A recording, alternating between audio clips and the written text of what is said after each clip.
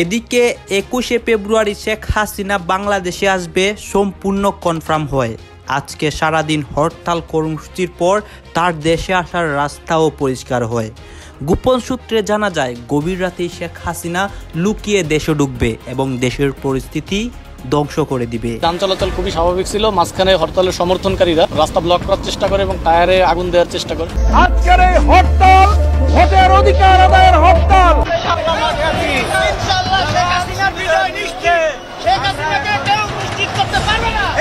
শেখ হাসিনা তিনি 30 তারিখের আগে তিনি বাংলাদেশে ফিরবেন এবং প্রধানমন্ত্রী হিসেবেই ফিরবেন। যে কোনো মুহূর্তে আমাদের একটা বড় অ্যাকশনে যেতে হতে পারে। প্রধান উপদেষ্টা মোহাম্মদ ইউনূস তিনি বেকায়দায় পড়ে যান। সেনাবাহিনী আবার প্লেন পাঠিয়ে এখান থেকে নিয়ে যাবে, সঙ্গে যাবে রাফেল বিমান। প্রায় আধ ঘন্টা চলে দুপক্ষের ধাওয়া পাল্টা ধাওয়া আর ককটেল বিস্ফোরণ। উত্তেজনা ছড়ায় শহর জুড়ে। সারা দেশে চলছে শেখ হাসিনার নির্দেশে সকাল সন্ধ্যা হরতাল। সকাল থেকেই শুরু হয়েছে উত্তেজনা। আওয়ামী লীগের হরতালে বাধা দিতে চলছে মুখোমুখি সংঘর্ষ, পুলিশের লাঠিপেটা সহ টিয়ার শেল নিক্ষেপ। আওয়ামী লীগ এলাকার বাংলাদেশের মানুষ না, আওয়ামী লীগ বাংলাদেশের মানুষ না, আওয়ামী লীগ বাংলাদেশের মানুষ মানে তাহলে আপনি কোন দেশের মানুষ? যে স্বৈরাচারী করে কোন দেশের মানুষ? আওয়ামী লীগ কোন দেশের মানুষ? স্বৈরাচারী করে আওয়ামী লীগ কোন দেশের মানুষ? ওই যে দেশের মানুষ। আপনি এত বড় সাহস, আপনি কে? আপনার এত বড় সাহস কে দিছে? আপনি কে? আপনার এত বড় রাইট কে দিছে? আপনাদের কথা বইরা আঙ্গুল দেখিয়ে কি সবকিছু উল্টে ফেললো এই ডক্টর ইউনূস। এইটাই কি আপনার আওয়ামী লীগ দেখাতে চায়? কিংবা যদি আওয়ামী লীগের এই ফাঁদে ডক্টর ইউনূস পাড়া দেয়, একে তো বর্তমান আপনার বাংলাদেশ সেনাবাহিনী আপনার জাতিসংঘ মিশন থেকে বা শান্তিরক্ষা মিশন থেকে স্যাংশন খাইছে, উল্টো দিকে যদি মনে করেন এই ফাঁদে পা দেন তাহলে সবচেয়ে বড় বেনিফিট হবে বাংলাদেশ আওয়ামী লীগের। বর্তমান কি আপনার জাতিসংঘ গরম, ডক্টর ইউনূসের প্রতি ক্ষিপ্ত, উল্টো দিকে আপনার আওয়ামী লীগের এত সুন্দর একটা কি ভূমিকা যদি সঠিকভাবে ভূমিকাটা পালন করতে পারে তাহলে অ্যামেজিং একটা কিছু কি হতে পারে। হ্যাঁ, আশ্চর্যজনক ঘটনাই ঘটেছে শেখ হাসিনার দেশে ফেরা। দর্শক শ্রোতা, আওয়ামী লীগ কর্মীরা একটা হরতালের ডাক দিয়েছিল এবং সেই হরতালটি তারা কিন্তু পালনও করে। এখন আমরা কি নিউজ শুনতে পাচ্ছি যে শেখ হাসিনা দেশে ফিরবে এবং এই আগামী 21শে ফেব্রুয়ারিকে কেন্দ্র করে তারা আরও একটি বড় ষড়যন্ত্র করে এবং সেই ষড়যন্ত্রগুলা তারা কিন্তু এখন থেকেই পালন করতেছে। কিভাবে তারা শেখ হাসিনাকে দেশে আনবে, রাজপথে কীভাবে তাণ্ডব করবে, আজকের পর থেকেই তারা অনেক কিছু করবে। গাজে এইসব বিষয় পর্যালোচনা করে আমরা অনেক তথ্য পাই এবং ভিডিও পাই। সবকিছু আপনাদের সামনে এক এক করে ধারাবাহিকলি তুলে ধরবো। ভিডিওটা কিছুটা লং হবে কিন্তু অনেক তথ্য জানতে পারবেন। সর্বশেষ আওয়ামী লীগের পরিকল্পনা কি, শেখ হাসিনা কীভাবে দেশে আসতেছে, আপনাদের মনে যতগুলো প্রশ্ন রয়েছে সকল প্রশ্নের উত্তর এই একটি ভিডিওতে পেয়ে যাবেন। আসুন দর্শক, আমরা যেই ক্লিপগুলো রেডি করেছি সেইগুলো আগে দেখে আসি এবং ভিডিও শেষে আমাদের গুরুত্বপূর্ণ মন্তব্যগুলো করি। বাংলাদেশের অন্তর্বর্তীকালীন সরকারের প্রধান উপদেষ্টা মোহাম্মদ ইউনূস বাংলাদেশকে সন্ত্রাসবাদ এবং আইনহীনতার আস্তানায় পরিণত করেছেন। বক্তা শেখ হাসিনা বারংবার শেখ হাসিনা বিরোধী মন্তব্য করা এবং একাধিক ক্ষেত্রে শেখ হাসিনার এই যে কথাবার্তাগুলোকে চুপ করানোর একাধিক পরিকল্পনা ব্যর্থ করে ফের কিন্তু কালকে মুখ খুললেন শেখ হাসিনা। অর্থাৎ ভারত থেকে ফের একবার মুখ খোলা নিঃসন্দেহে আন্তর্জাতিক মহলকেও কিন্তু চমকে দিয়েছে। শুধু তাই নয়, কালকে মোহাম্মদ ইউনূসকে কেন্দ্র করে শেখ হাসিনা যে কথাগুলো বলেছেন, আমার মনে হয়েছে এই প্রথমবারের জন্য শেখ হাসিনা নিজে কিন্তু স্টানটা সম্পূর্ণভাবে বদলে ফেলেছেন। এতদিন তিনি জল মাপার একটা জায়গায় ছিলেন, এবার কিন্তু এই প্রথমবারের জন্য তিনি পাল্টা দেবেন এই রকম একটা মনোভাব কিন্তু আন্তর্জাতিক মহলে এস্টাবলিশ হয়েছেন। অর্থাৎ দিনের পর দিন বাংলাদেশের রাজনৈতিক পরিস্থিতি যে জায়গায় যাচ্ছে, এবার হয়তো পাল্টা দেওয়াটাই একমাত্র পথ, তা কিন্তু শেখ হাসিনা কালকে সর্বসমক্ষে বুঝিয়ে দিলেন। তিনি কি কথাগুলো কালকে বলেছেন? তিনি কালকে বলেছেন এই যে পার্টিকুলারলি মোহাম্মদ ইউনূস মানে যিনি নোবেল জয়ী, তার এই দেশ পরিচালনার ক্ষেত্রে কোনো অভিজ্ঞতাই নেই। তিনি পরিষ্কারভাবে বলেছেন তিনি সমস্ত তদন্ত কমিটি ভেঙে দিয়েছেন এবং সন্ত্রাসীদের মানুষকে হত্যা করার জন্য মুক্ত করে রেখেছেন। ওরা বাংলাদেশকে ধ্বংস করছে, আমরা এই সন্ত্রাসবাদীদের এই সরকারকে উৎখাত করব। অর্থাৎ আওয়ামী লীগকে ব্যান করার জন্য যে পরিকল্পনা মোহাম্মদ ইউনূস এই পার্টিকুলারলি সরকার করছেন, সেই চক্রান্তের পাল্টা দিতে গিয়ে তিনি বলেছেন আমরা এই সন্ত্রাসবাদীদের সরকারকে উৎখাত করব। দেখুন, এটা তো ঠিক, উনি যে কথাগুলো বলেছেন সেগুলো একদম যথাযথ এবং নিপুণ, কোন রকম খাত কিন্তু এই কথায় পাবেন না। বাংলাদেশের একের পর এক সন্ত্রাসবাদী জেল থেকে মুক্তি পেয়েছে, জেল থেকে পালিয়ে গেছে কয়েকশো বন্দী, যার কোনো ট্রেস বর্তমান আইন প্রশাসনের হাতে বাংলাদেশের নেই। তা কিন্তু বাংলাদেশের পুলিশ সর্বসমক্ষে স্বীকার করেছেন এবং একাধিক অপারেশন চালানোর মাধ্যমে আওয়ামী লীগের নেতা কর্মীদের কিন্তু খুঁজে খুঁজে বার করে মিথ্যে ধারায় মামলা দিয়ে এমনকি খুন অবধি করা হচ্ছে বাংলাদেশে। শেখ হাসিনা কিন্তু গর্জে উঠলেন এই প্রথমবারের জন্য। কেন গর্জে উঠলেন, কেন এই সময়টিকে বেছে নিলেন, কেন এই সময়ে যে কথাগুলো বললো সেগুলো সুন্দরভাবে সার্কুলেট করা হলো, সে বিষয়ে কিন্তু একাধিক তথ্য আমি আপনাদের সামনে একটু উপস্থাপন করতে চাই। তবে শেখ হাসিনা কেন প্রতিশোধ নেওয়ার কথা বলেছেন এবং কেন তিনি এই পাল্টা দেওয়ার রাস্তায় বেছে নিয়েছেন তারও কিন্তু নির্দিষ্ট কিন্তু কারণ শেখ হাসিনার মতো পোড় খাওয়া রাজনীতিবিদ একদম ঠিক সময় এটা প্রয়োগ করেছেন বলে বলা যায়। তিনি পরবর্তীকালে বলেছেন, এই হিংসাত্মক আন্দোলনে নিহত পুলিশ বাহিনীর বিধবাদের সঙ্গে কথা বলেছেন পরবর্তীকালে শেখ হাসিনা।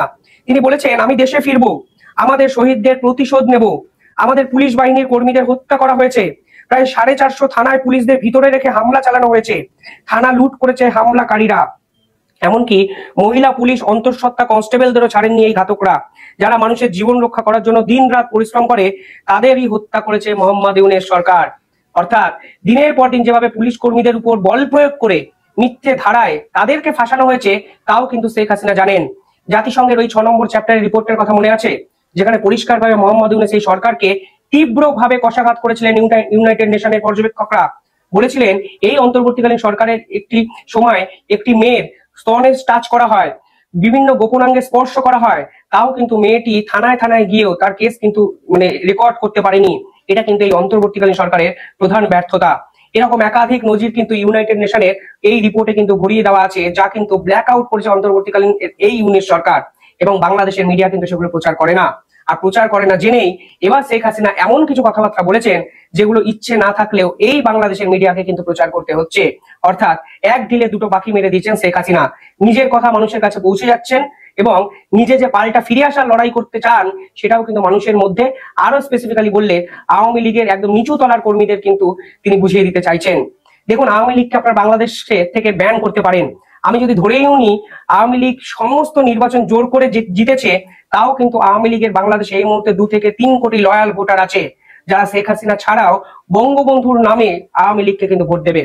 তাহলে আপনারা কোন একটি দলকে নিষিদ্ধ ঘোষণা করা মানেই সেই দলের যে আত্মা, সেই দলের যে আবেগ, সেই দলের যে এথিক্স, লয়ালিটি, সেটা কিন্তু আপনারা বাংলাদেশ থেকে মুছতে পারবেন না।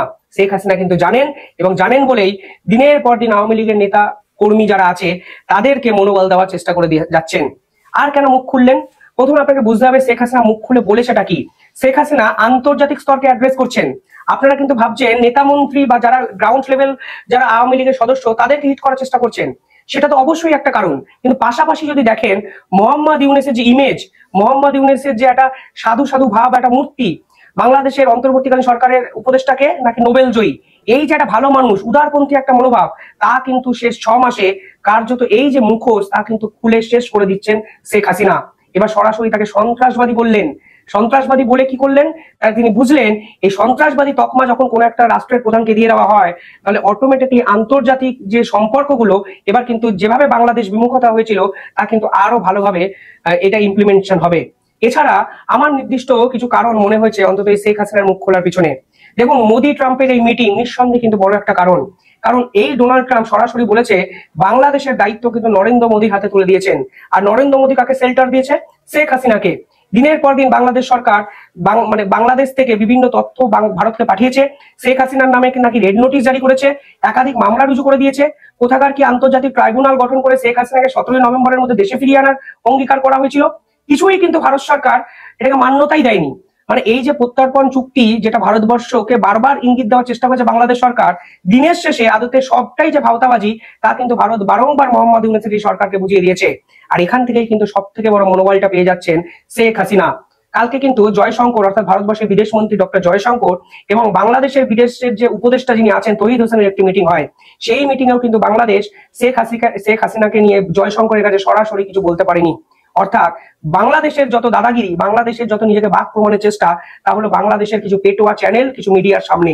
আসলে ভারতের সামনে কিন্তু তারা ভেজা বিড়াল হয়ে যান, তাও কিন্তু শেখ হাসিনা বুঝতে পেরেছেন। আর যেখানে নরেন্দ্র মোদী দিনের পর দিন শেখ হাসিনাকে আশ্রয় দিলেন, শেখ হাসিনাকে অতিথি আপ্যায়ন করে রাখলেন এবং শেখ হাসিনাকে যেভাবে পিছন থেকে ব্যাক করে প্রশ্রয় দিচ্ছেন, ঠিক সেটাও কিন্তু শেখ হাসিনা ক্র্যাশ করার চেষ্টা করছেন, যা কিন্তু একটা রাজনীতিবিদের অন্যতম প্রধান চরিত্র, যে রিসোর্সকে ব্যবহার করো। তোমার হাতে যেটা নেই সেটা ভেবো না, কিন্তু তোমার হাতে ভারতের সাপোর্টটা আছে, ভারত আর মোদীর ভালো সম্পর্কটার ফায়দা তুমি তুলতে পারো।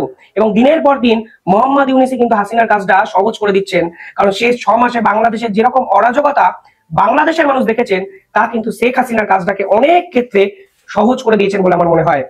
পাশাপাশি কালকে ডোনাল্ড ট্রাম্প ডোনাল্ড লুকে সরিয়ে পল কাপুরকে দায়িত্ব দিয়েছেন দক্ষিণ এশিয়ার পলিটিক্সকে সামলানোর জন্য। আর এই পল কাপুর হলো হিন্দু ভারতীয় একজন, যিনি আবার অত্যন্ত প্রো মোদী ভক্ত এবং পাকিস্তান এবং ইসলামের এই জিহাদ বিরোধী। শেখ হাসিনা বুঝেছেন এই পল কাপুর যদি ঠিকঠাক ভাবে এখানে ব্যাটিং করেন তাহলে কিন্তু মোহাম্মদ ইউনূস সরকারের দিন শেষ হয়ে যাবে। অর্থাৎ যেভাবে ডোনাল্ড ট্রাম্প ষড়যন্ত্র করে শেখ হাসিনাকে সরিয়েছেন, ঠিক সেভাবে মোহাম্মদ ইউনূসকেও কিন্তু বাংলাদেশের মসনদ থেকে সরতে হবে। কারণ এই বাংলাদেশের রাজনীতিতে জামাতের উত্থান কোনোভাবে কিন্তু আমেরিকা যুক্তরাষ্ট্রের মতো প্রগতিশীল দেশ স্বীকৃতি দেবে না। এবং এই সময় শেখ হাসিনার এই ধরনের বার্তা নিঃসন্দেহে ফিরে আসার একটা কিন্তু আমার মনে হয় কাহিনী রচনা করার একটা অঙ্গীকার বলে আমার মনে হচ্ছে।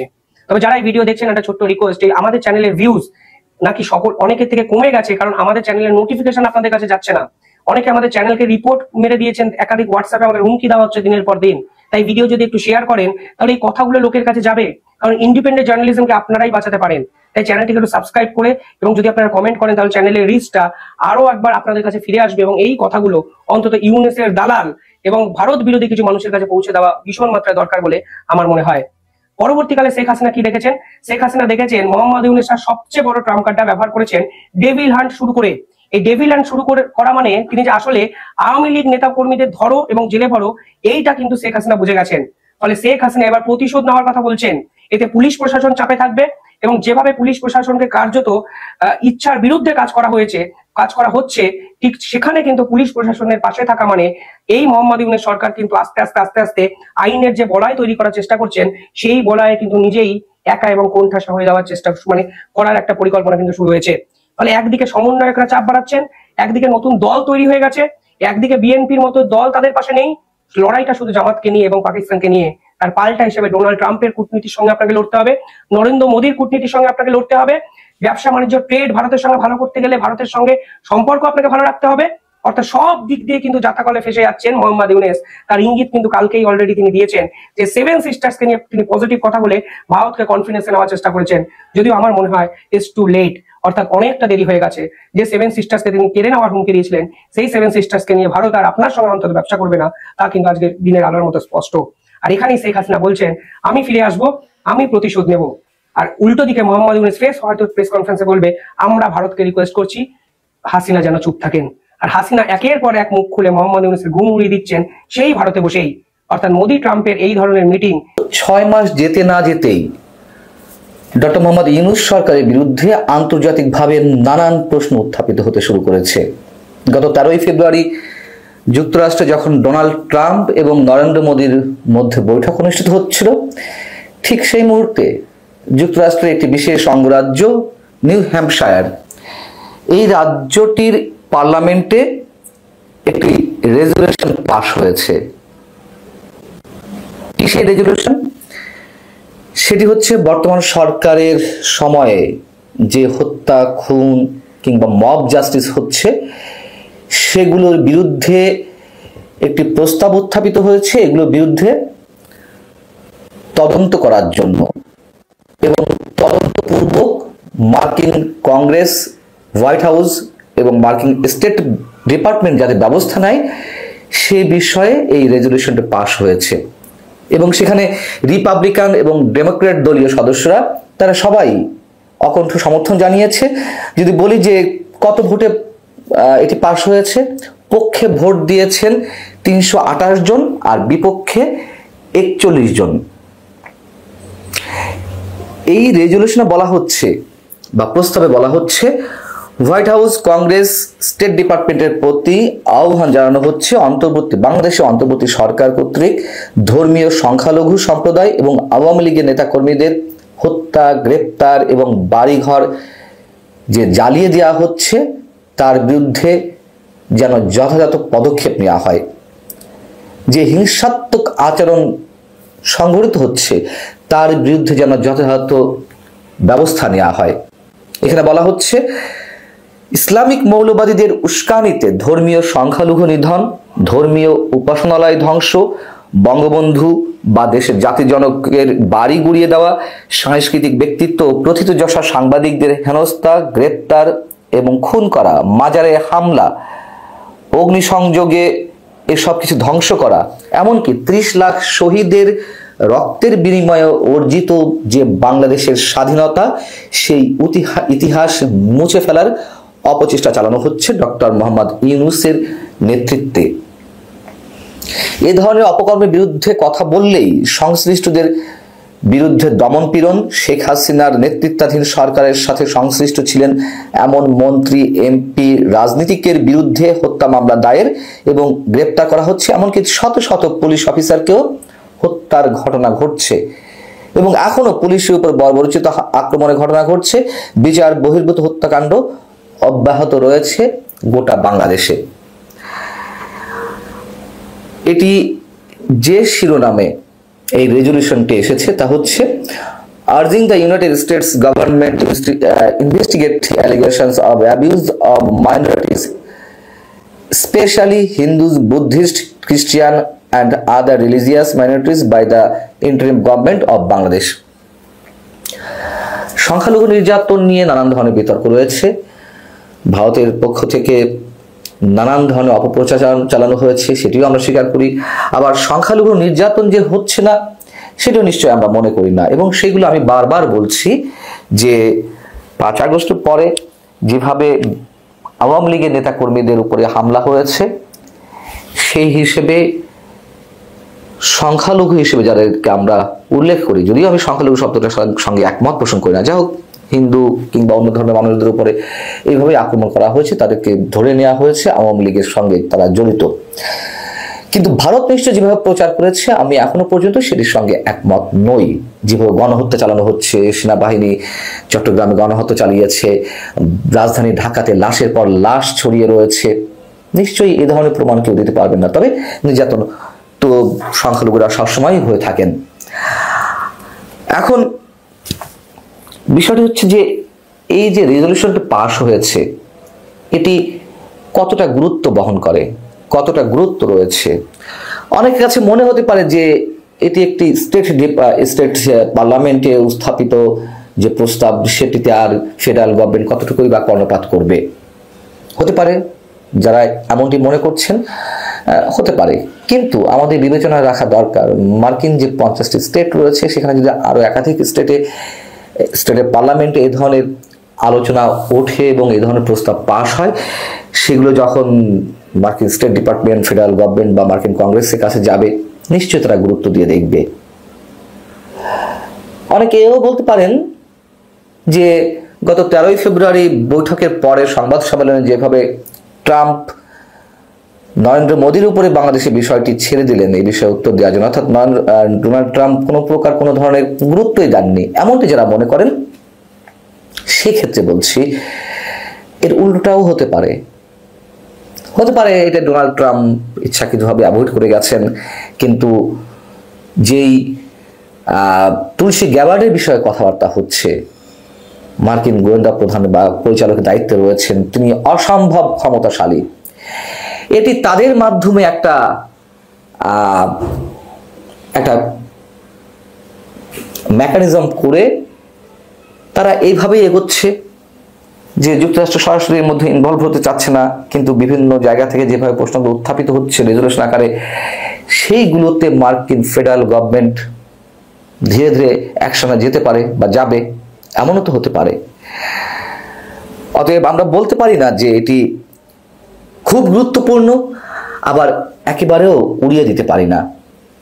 এবং প্রথমে যে বলছিলাম যে বর্তমান সরকারের বিরুদ্ধে আন্তর্জাতিকভাবে নানান ধরনের প্রশ্ন উত্থাপিত হচ্ছে বা হয়েছে 6 মাসের মধ্যেই, যে রিপোর্টটি জাতিসংঘের মানবাধিকার বিষয়ক হাই কমিশনের পক্ষ থেকে দেওয়া হলো যে জুলাই আগস্ট অভ্যুত্থানে এবং 5 আগস্ট শেখ হাসিনা দেশ ছাড়ার পরে 15 আগস্ট পর্যন্ত তারা তো এই প্রতিবেদনটি করেছে সব ধরনের ঘটনা নিয়ে, সেখানে কিন্তু 5 আগস্টের পরে কত মানুষ হত্যাকাণ্ডের শিকার হয়েছেন আলাদাভাবে হিসাব দেওয়া হয়নি। বলা হয়েছে জুলাই আগস্ট অভ্যুত্থান বা আন্দোলন থেকে শুরু করে 15 আগস্ট পর্যন্ত 1400 মানুষ নিহত হয়েছেন, এবং তারা এর পুঙ্খানুপুঙ্খ বিচার চান।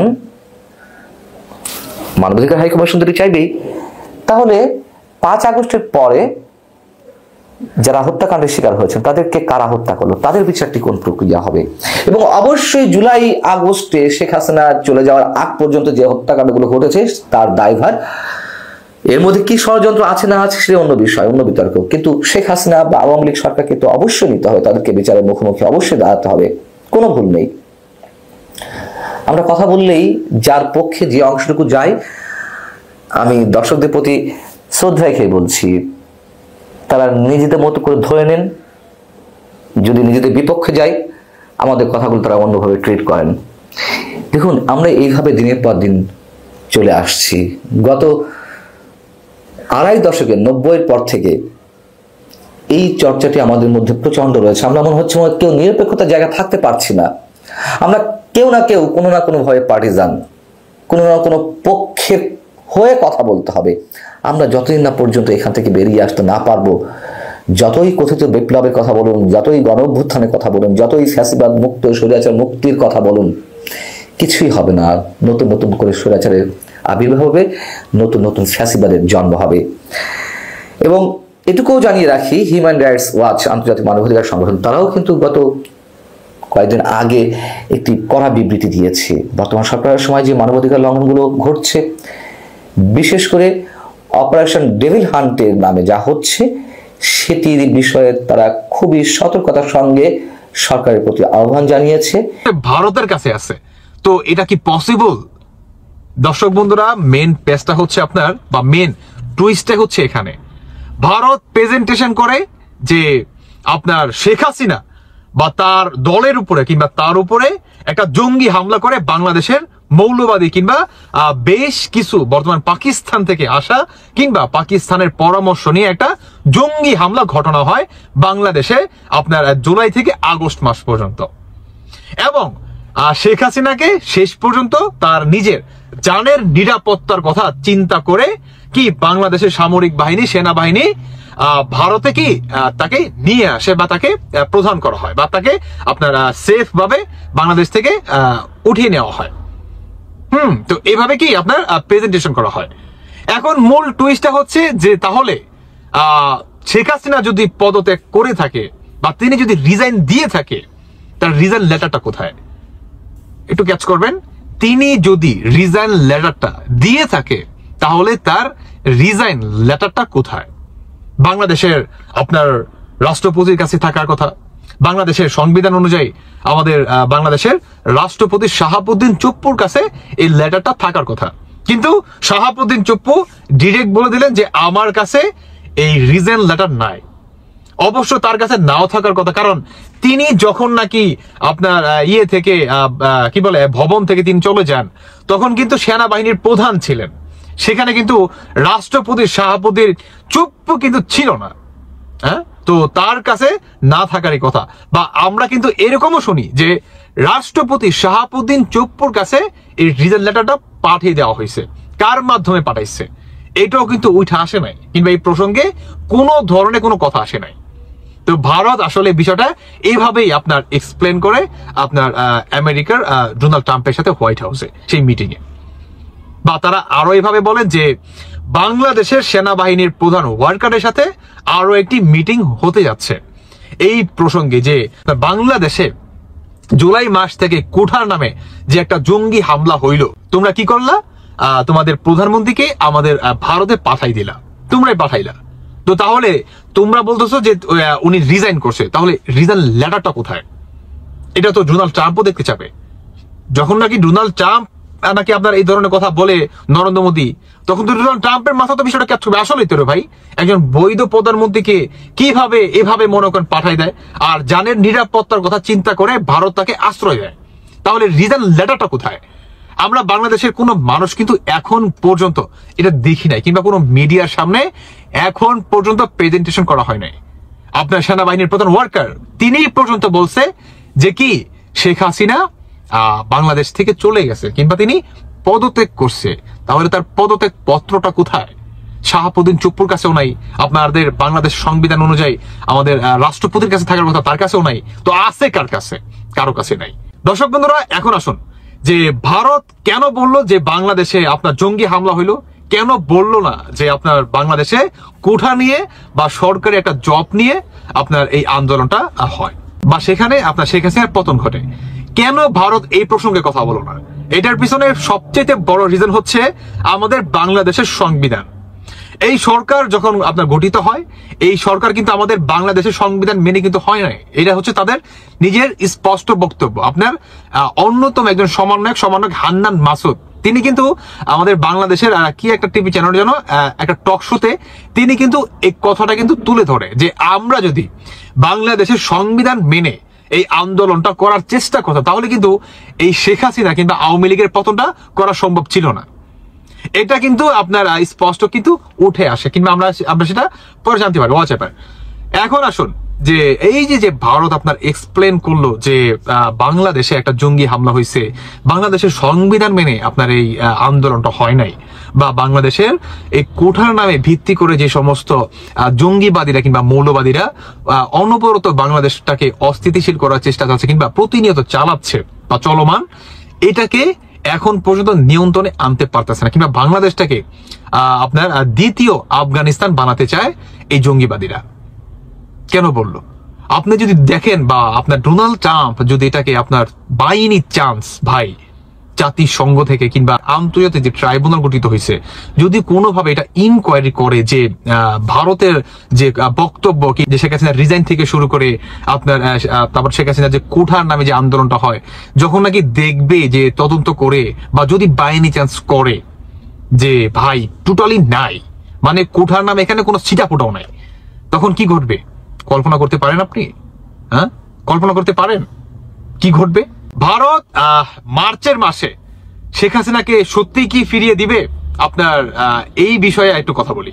সেটি হচ্ছে ভারত তারা আরো জানায় যে বাংলাদেশের সেনা প্রধান তার সাথে আরো একটু যে বললাম যে মিটিং করবে, এই প্রসঙ্গে কথা বলবে যে আমরা তোমাদের প্রধানমন্ত্রীকে ফিরিয়ে দিতে চাই, তোমরা কিভাবে এটাকে করবা, গ্রহণযোগ্য করবা, কিংবা তোমরা যদি এটাকে গ্রহণযোগ্য না করো তাহলে মানে এরকম শোনা গেছে যে আমাদের বাংলাদেশের সেনা প্রধানকে চেঞ্জ করে দিবে।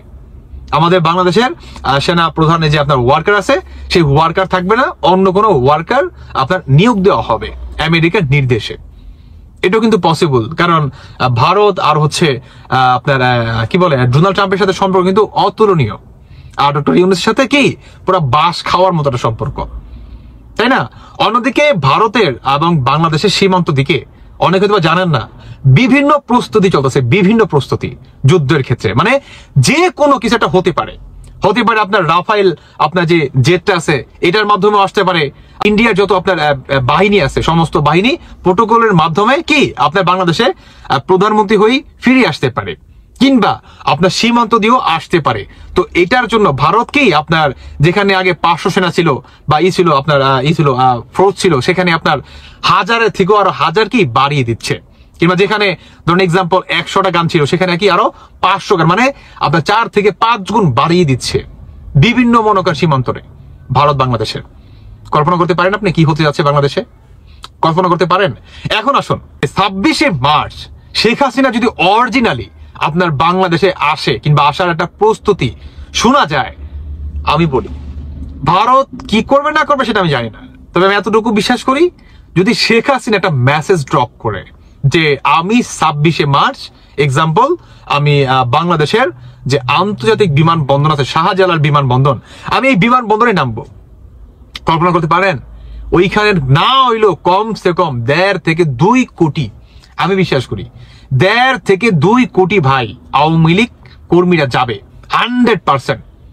আমাদের বাংলাদেশে আরো একটি বিষয়, সেটি হচ্ছে অন্য কোন দলের ভিতরে এই অ্যাক্টিভিটিসটা নাই, যে অ্যাক্টিভিটিসটা কিংবা দলের জন্য বা আরেকজনের জন্য জীবন দিতে পর্যন্ত প্রস্তুত, সেটি হচ্ছে একমাত্র দল আপনার আওয়ামী লীগ।